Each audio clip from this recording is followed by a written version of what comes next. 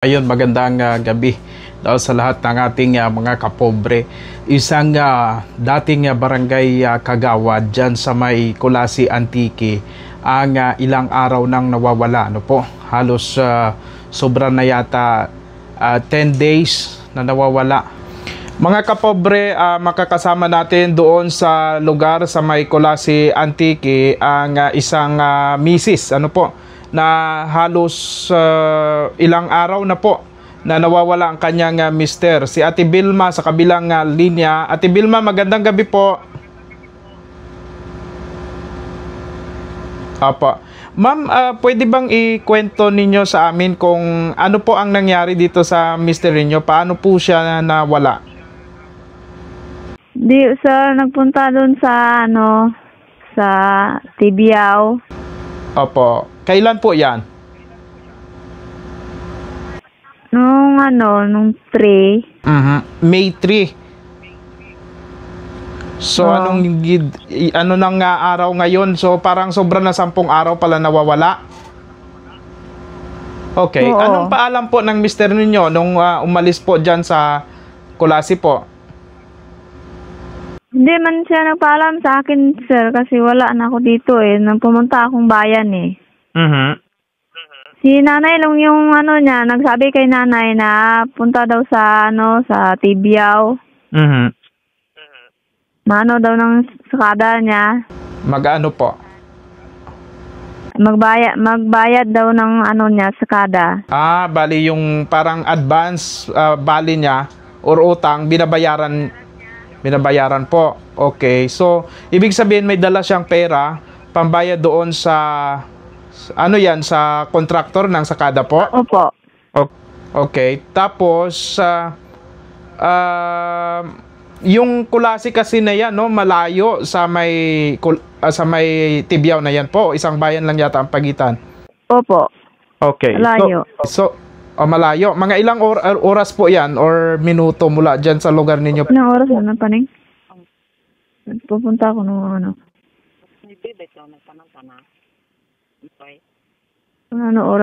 tumog, sir, pumunta sila doon sa nung umaga sa Tibiao, alas 9. Alas 9 ng umaga. Opo, so, nagsakay ng ng Skylab na motor.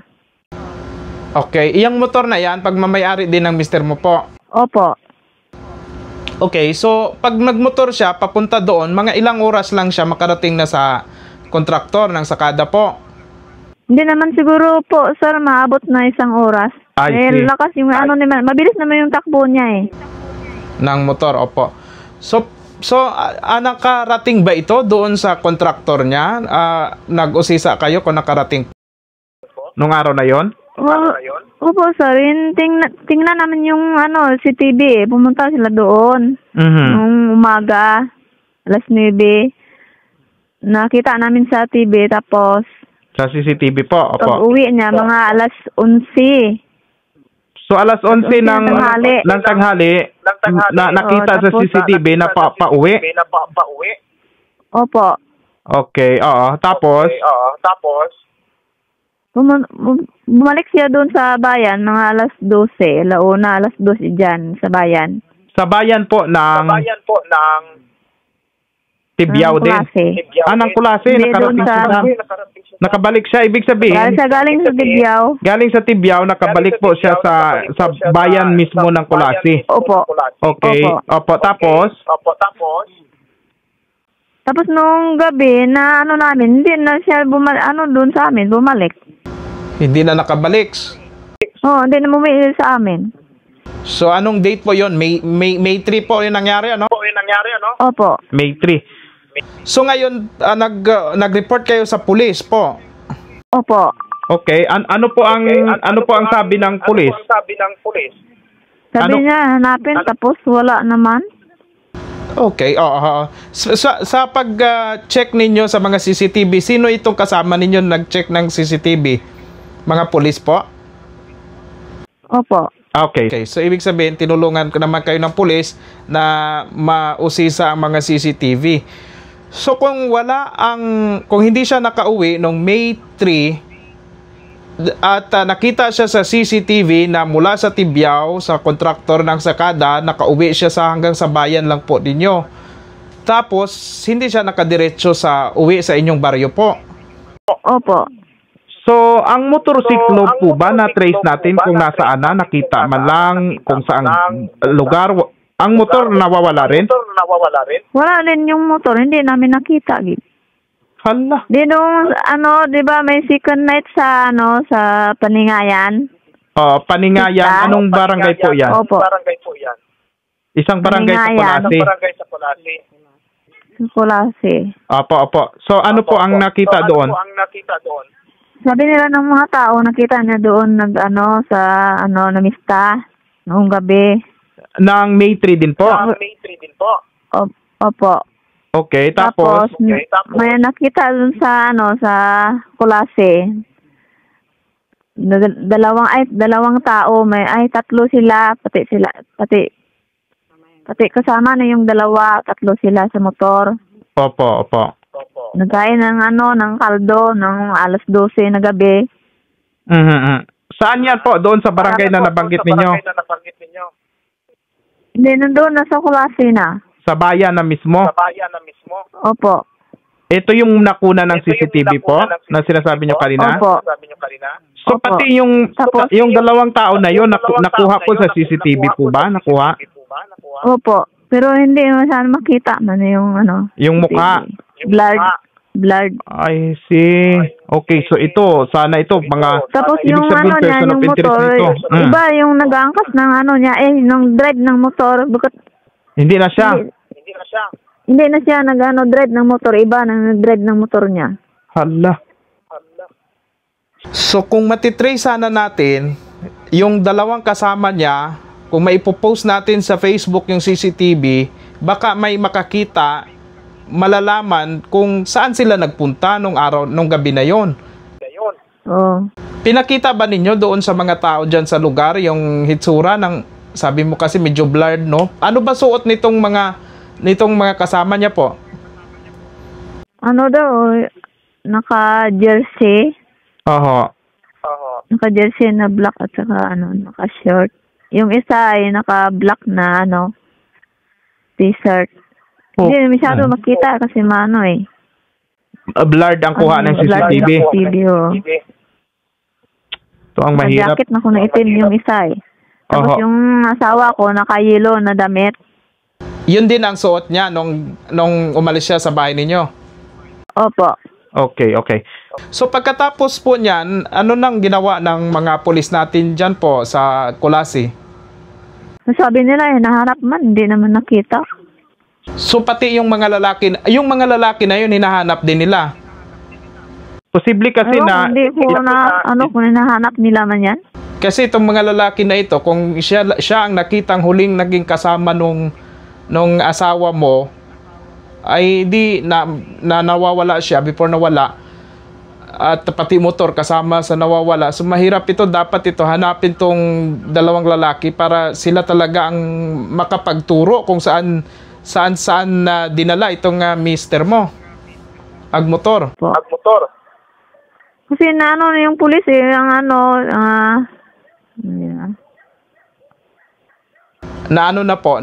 tinutulungan ba kayo po or ano? Anong sabi na sa inyo po? Hindi nila sigurado rin yung tao kasi hindi na sa CCTV. Hindi masyadong makita.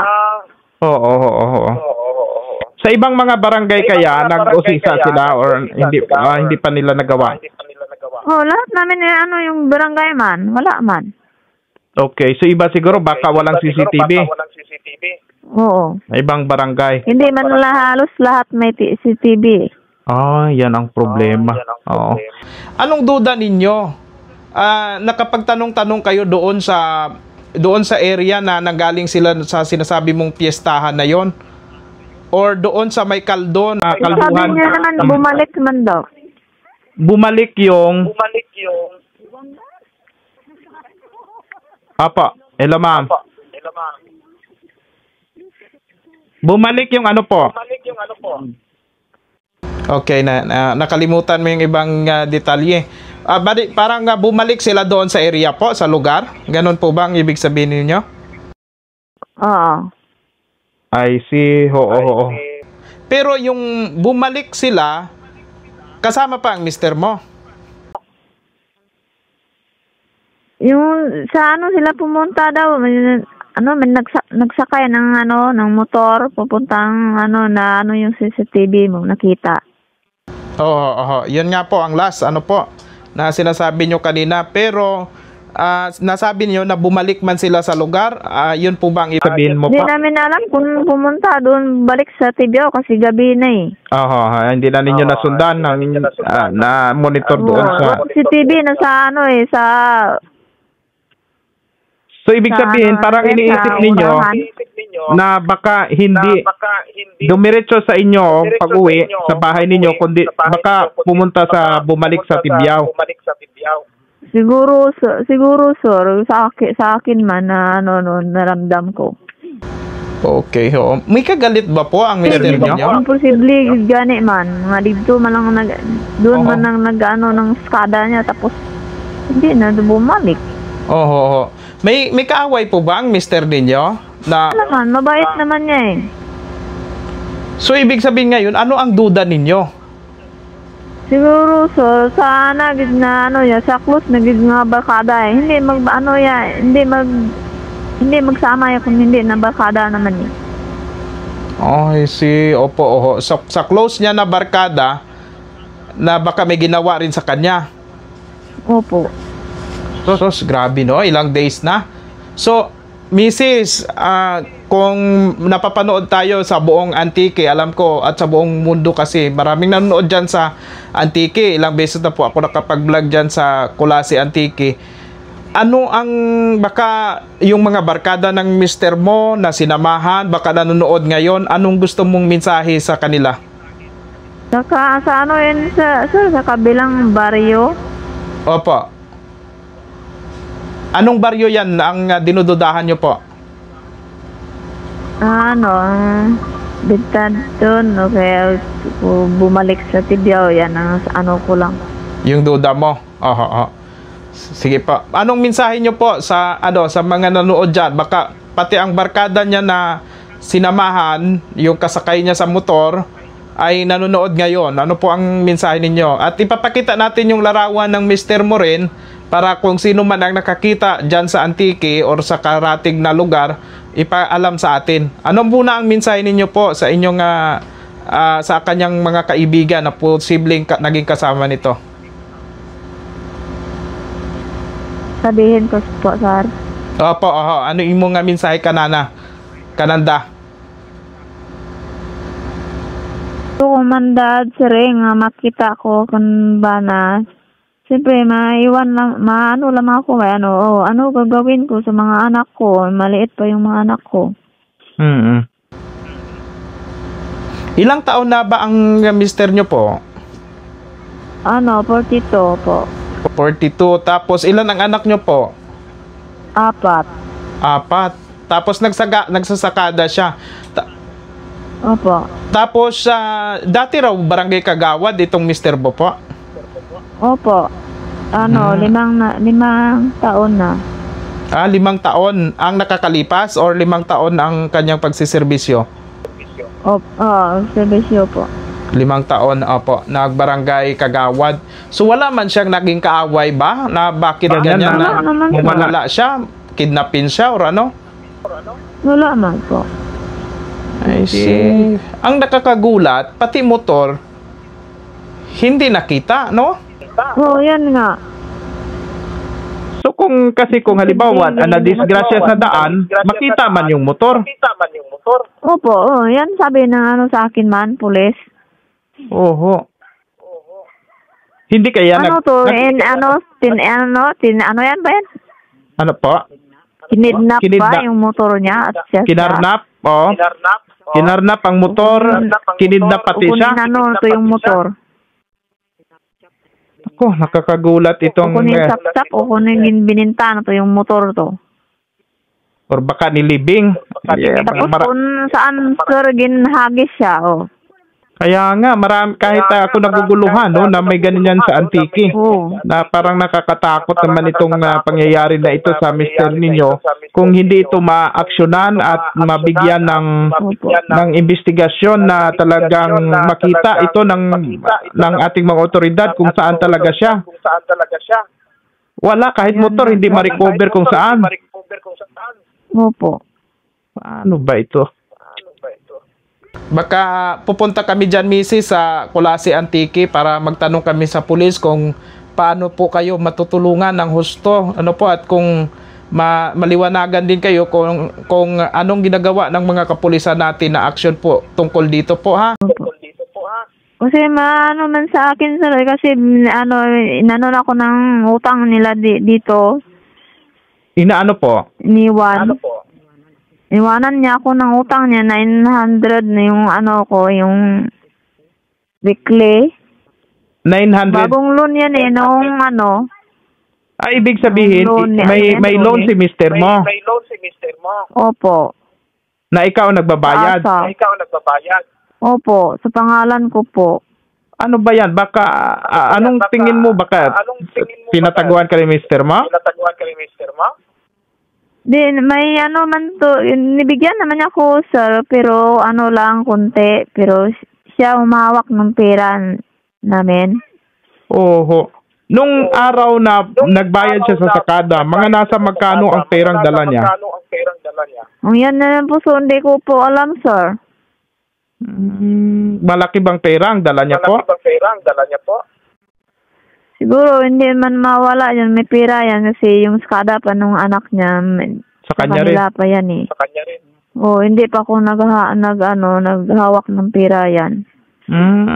So mga nasa magkano kaya ang bitbit niyang pera na baka posibleng yan ang reason na yan, sir, hindi ko po alam. Inabangan siya or nainteresan yung pera niya? Nako yan po. lang sir, Oho, marami tong magiging haka-haka kasi na maano natin. Pero haka-haka pa lang yan, pero mahirap no? Kahit kayo nahirapan rin siguro sa pangyaring to. Sir, hindi naman ako makatulog tuwing gabi nung wala siya, nung 3. Hanggang ngayon, nalilito na ako. Oho, nakakalito nga po kung anong nangyari talaga, lalo pat misteryoso po ang pagkawala ng ninyo, ng mister ninyo po. Gusto ko man malaman kung saan siya. Oho. Ay, kayo po ba ay nanawagan sa mga local radio station dyan para marinig niya kung ang kaso buhay siya or baka may sinamahan lang? Opo, sir. Ko man, sir, sa ano ba yan, paning? Sa K5 kita napanood sa K5, no? Sa K5 News, sir. Ginano ko man, sir. Oo. Pero wala pang update kung ano talaga. Wala man po. Ilang araw na, wala pa rin. I see. So, saan kaya ang mister nyo po? Basi nagapamantaw, nagapanood, nagabilid siya nga. Imaw kadya kanaton. Abi, istorya habi maw. Ano ang imong ko lang ng hayo lang. Sige, hambal mo kun ano gid imong ano gid imong pagtawag kanana, imo gid imong ihambal sige. So, kung diin ka man mauli ka dyan sa amon, ba, di ko kabalakay, ganaman na. May iwan naman kami ba yung mga bata dyan. Kung hindi dyan, malang ikaw ka pamati ka naman. Grabe nangyari, no? Misteryoso ito, Ate Vilma, itong pangyayari. Sige, baka bukas makalawa, makapunta kami dyan sa Kulasi Police Station. Didiretsuhan ka namin, Ate Vilma. Mag-update lang po kami. Opo, magtatanong lang tayo sa police kung ano ang pwede nilang magawa at kung ano ang kanilang pwedeng gawin para malocate yung mister mo, kung saan nagpunta, kung nakarating ba yan sa ibang bayan during that time. At yung CCTV na sila ba mismo nakakuha ng CCTV na ito, Ma'am Vilma? Okay, sige. Doon na lang natin tanungin yung mga dagdag na mga question natin. Ano po? Ate Vilma, maraming salamat po. Opo, anong exact Opo, anong eksaktong address ninyo dyan po? Magsaysay, Colasi, Antique. Gaano kalayo po yan sa bayan?